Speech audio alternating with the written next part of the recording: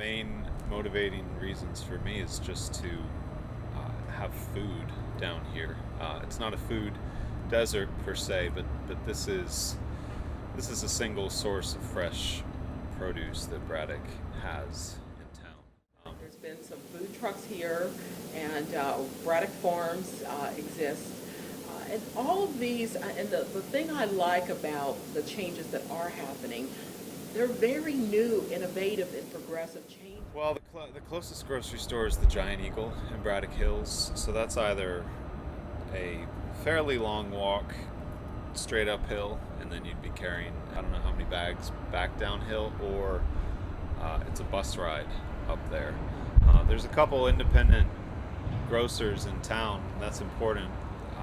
Stamboli's has fish and chicken, and then Bell's Market does meat. But as far as vegetables and produce go, there's not particularly. What I don't want to see, and what I'm glad we don't have, are just a whole lot of fast food chains. So we want to eat healthier. I've actually never seen any violence down here. One thing I'll say that is very important, as far as violent crimes and murders, those are down. Not a great deal. Like people will come in and help themselves to like some greens or tomatoes occasionally, but if we're talking about crime, that's about the least crime you can have. People deciding they're going to feed themselves. I will tell you this, that the neighborhoods around, we've worked under an agreement to support one another for a long time. There have been minor things too around traffic. We've found ways to address that, crime and instances there. But I just think we have a police force that's engaged, a chief that absolutely cares about the issues of safety and nonviolence.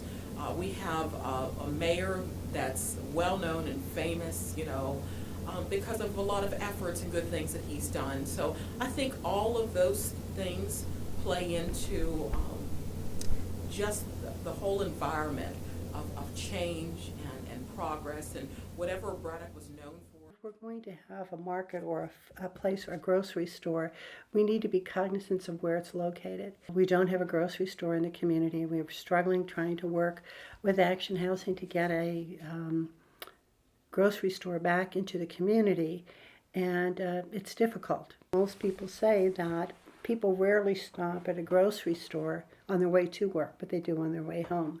So some of the discussion is about, well, perhaps this food store needs to be on the right side, on the outbound side, so that not only does it serve the people in the community, but it also will serve people who are traveling through the community.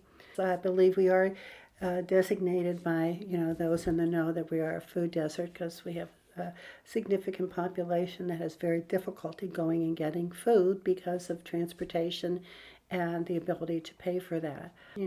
Hazelwood is really in a very good place. We're 5 miles from downtown Pittsburgh. We're probably 3 miles from the waterfront. We're really centrally located, and we really could be a place. That's part of the problem, is people can't get to grocery stores, can't get to doctor visits via public transportation.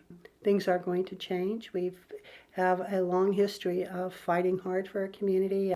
It's turning around, and it's going to happen.